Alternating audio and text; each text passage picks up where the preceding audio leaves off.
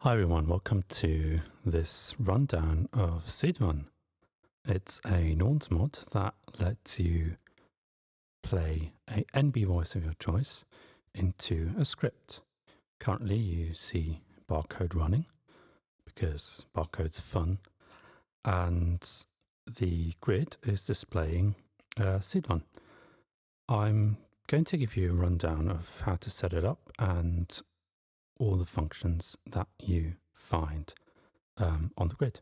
So as mentioned, sidvagn is a mod. That means once installed, you have to go to System Mods and activate it.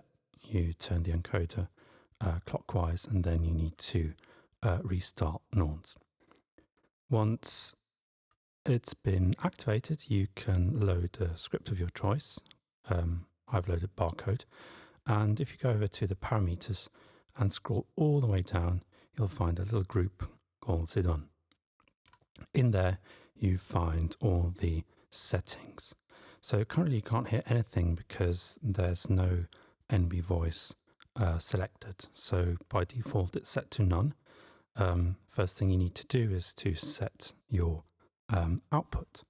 So NB can be any NB voice, for example, double decker, any MIDI channel or MIDI device, or here, for example, I have Polyperk installed.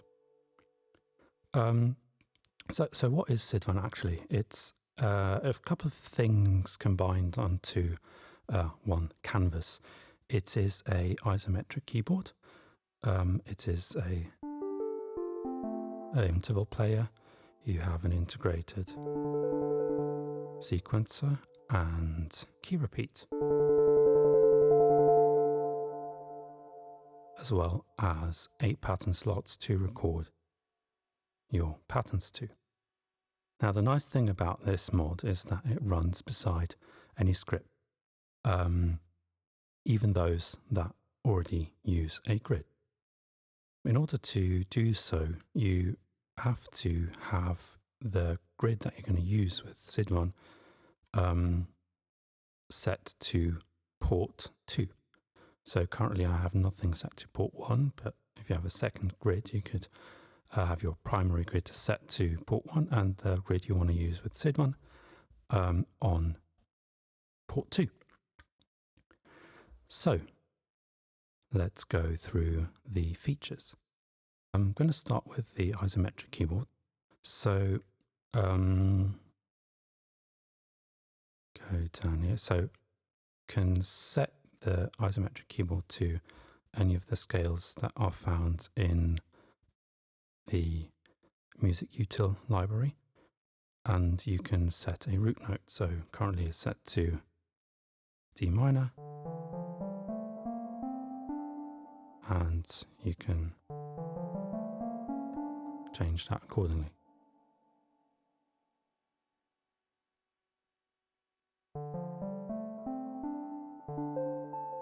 You can set the root note, of course, and you can set the key interval. That means currently is set to fourths, but you can set that to fifths or anything else. That is the scale. So you have this little keyboard that you can play your NB voice with.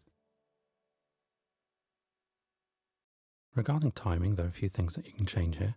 So over here on the left, you can see the metronome flashing. That displays the beats and downbeats. You can change the metronome, time signature of the metronome here. So you can have it running at 3/4, 4/4, and so on. You can turn it off just by tapping the key if you don't like the flashing, or if that distracts you. The next one is key quantization. So by default, keys aren't quantized to norns clock, but if you toggle this on, you can quantize them to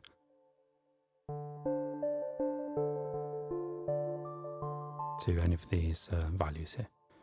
When it's off, it's completely free.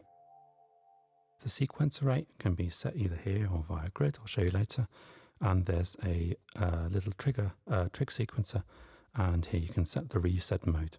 I'll show you later how to do that and what it's for. The next section is velocity. So the way velocity is implemented is that you have two sort of baseline values to choose from. High is up here and low is down here. And then you have these rise and fall times. So that's the velocity modulation. So by pressing this key here, you can see how it sort of gets brighter and dimmer. What's happening is that it's ramping up the velocity from your baseline up to 127. To demonstrate how that sounds,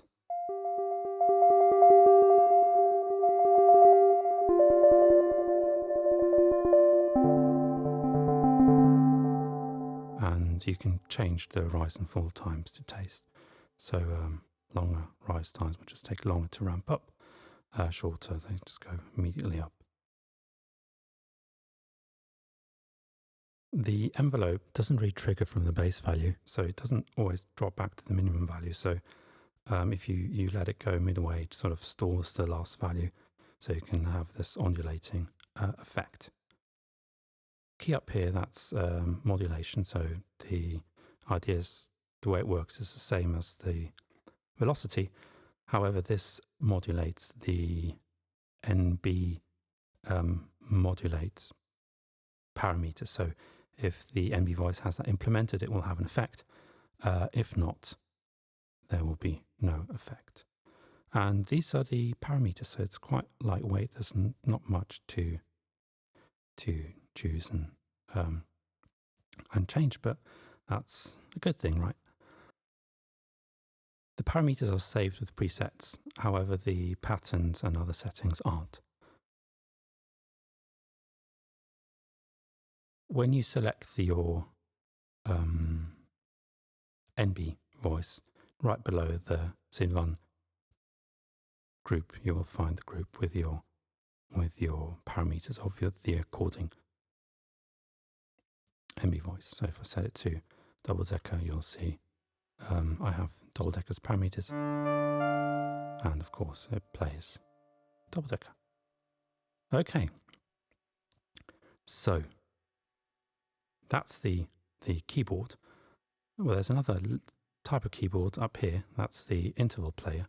So what it does, similar to the Eurorack module Misha, you have, instead of notes, you just have intervals. So up here you have +1, +2, +3, +4.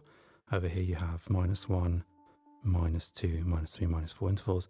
And the center two keys are basically the last note you play. Now these are relative to the last note. So play the root note.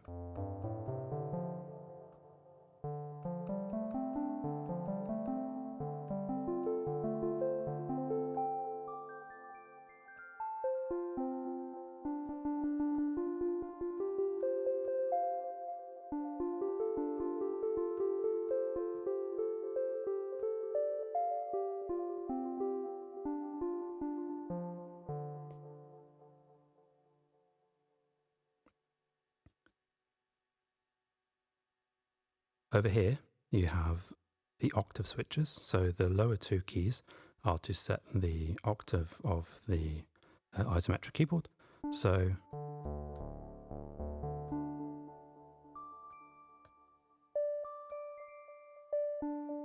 and the upper one is to offset the intervals. So if the offset is 0, the last key, it will always be the same as the current one you played. So that will be just one interval above the last played. If I go an octave up, it will be an octave offset by an octave. If you go down, it will offset it lower.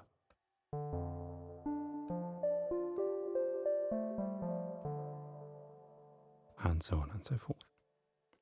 So that covers the isometric keyboard and the interval player. Over here, you have the sequencer and the key repeat. So with this key here, you can toggle between the two modes. If the If the key's off, that means it's in the sequencer mode. If it's on, you have the key repeat mode. So let's look at sequencer first. So when sequencer is on, you can select the rate.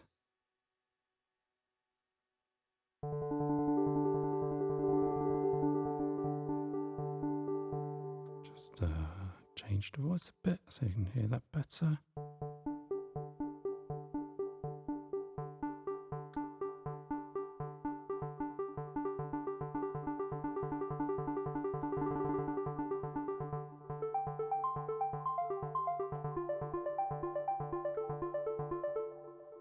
So when the sequence is on, keys that are pressed are played as a sequence. There are no directions for the sequence. It's basically the way you press the keys.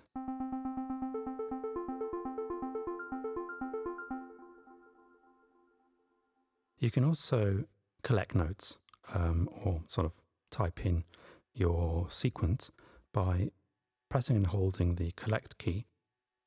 And now the notes that you play are going to be stored into the sequence table. So I'm gonna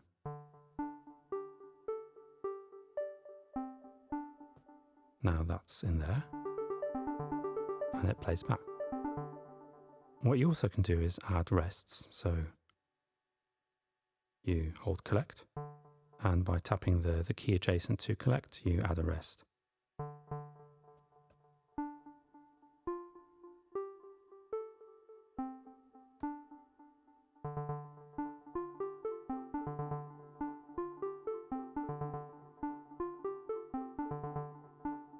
Now, if you have a sequence that you're happy with, you can actually, because sequences aren't stored, so every time you toggle the sequence off, the notes that you entered are cleared.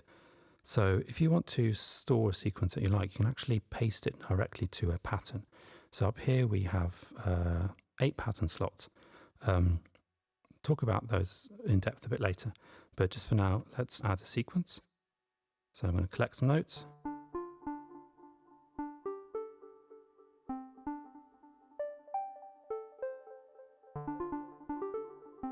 And now you can press append and tap the slot of your choice. So now I've populated this pattern with the sequence I had.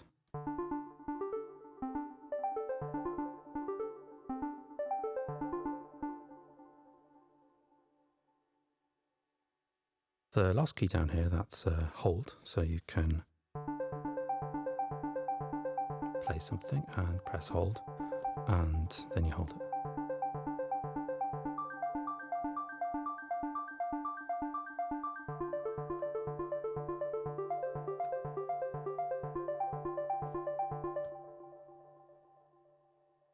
The other mode I'd like to show you is the key repeat. So we're going to change from sequencer to key repeat.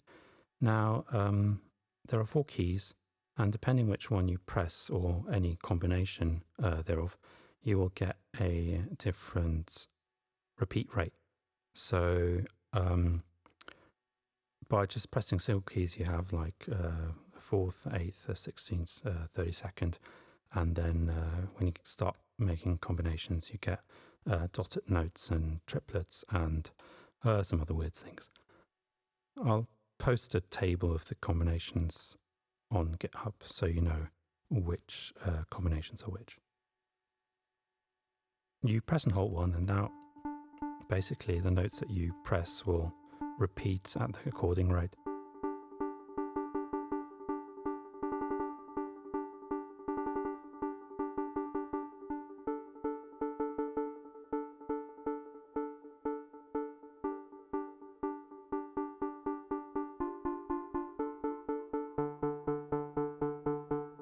If you would like to sort of lock on to a key repeat pattern, or not pattern, division, you can press the hold key and you just set the key repeat value that you want.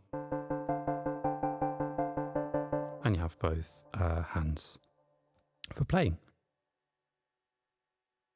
A nice thing about the sequence and key repeat is that there's a trig pattern underneath. So by pressing this key, you can surface the trig pattern.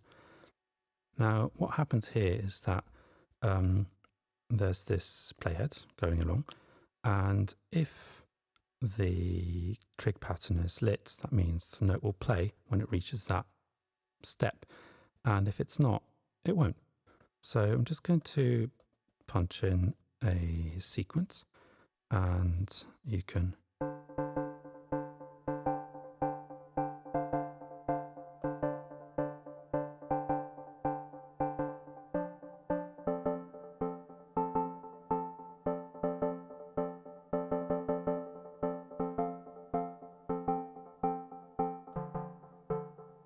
and so on and so forth. This also works for sequences. So what happens here is that when the playhead is on a step that is active or lit, it will play the notes, and otherwise it will just wait and play it to the next. So you can have a sequence that advances at irregular steps.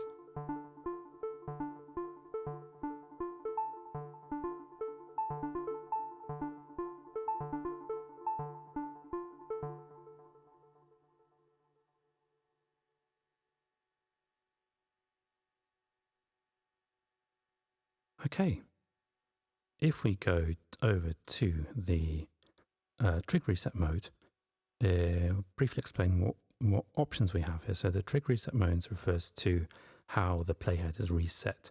If it's set to manual, that means each time you press a key, it's reset to the beginning. And as long as you have keys pressed, held keys, it won't reset. So it's only like when you transition from no keys to a new key. If you go to lock, what this does, as soon as you press a key, it will lock onto the first step, and then it will not reset when you let go. So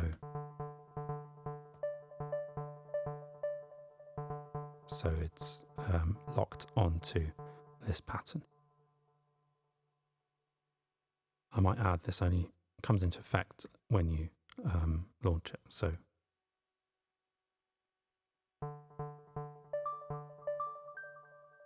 So subsequent presses will not reset it. If I go to beat, as soon as I start the sequence or the key repeat, it will sync the playhead to the next beat. And if it's set to bar, it will sync it to the next downbeat. So you just could see how it just reset quickly there. So that the first step is always on the bar. You can actually change the length by pressing and holding. So you can have any length from like 1 step to 16 steps. Okay, that covers the keyboards, the sequencer, the key repeat, and the trig row. And what's next are the patterns. So the upper 2 rows are for the patterns. The top row, you have some option keys, and here in the middle, these 8 keys are the 8 patterns that you have to disposal. So over here we have clear, so you press and hold and then you press a slot, that clears your pattern. This one is duplicate, so if we have, for example,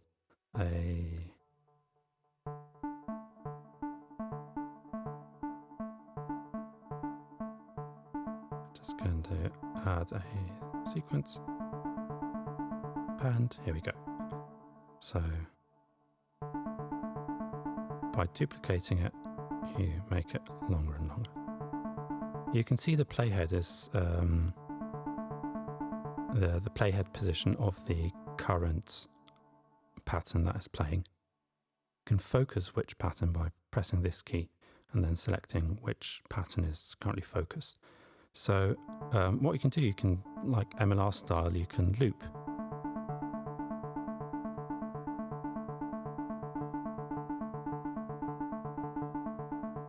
when you press it again, it will reset at the next beat. Over here, we have the different recording modes. By default, it's set to free. That means the way this works is that you press a slot, an empty slot, where you would like to record something into, then you play, and when you press again, it will loop.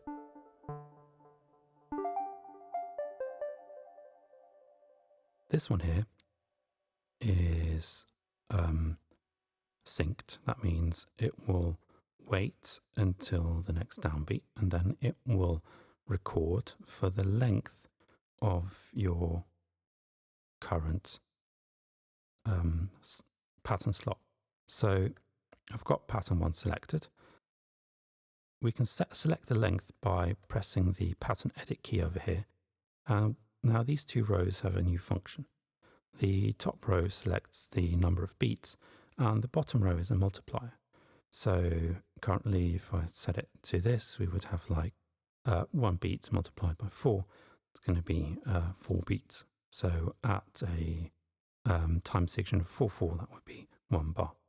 If we're going to set it to here, that will be 4 bars. And just set it to 2 bars and show you what happens. So when you arm a slot, as soon as the downbeat, the next downbeat, recording will start, and it will last for the duration of your pattern. Now that's going to record for 2 bars, and then it's going to stop. Because I didn't punch in any notes, nothing was recorded.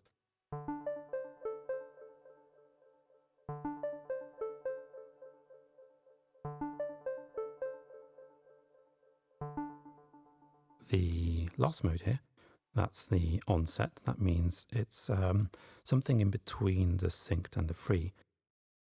With the onset, it will record for the amounts you've set up here, for the length you've set up here. However, it will only start when you press a key. So you arm a slot, then you